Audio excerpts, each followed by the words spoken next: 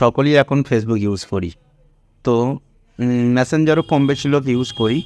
তো Messenger use করতে করতে দেখা যাচ্ছে হ্যাকাররা মেসেঞ্জারে আপনাকে যে কোনো একটা লিঙ্ক পাঠিয়ে দিলে, আর আপনি সেই লিঙ্কে ক্লিক করলেন।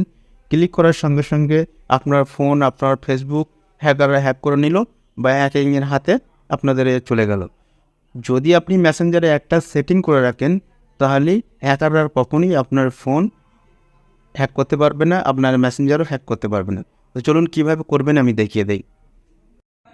প্রথমে আপনি আপনার মেসেঞ্জারে চলে আসুন, থ্রি ডটে ক্লিক করুন, সেটিংসে ক্লিক করুন,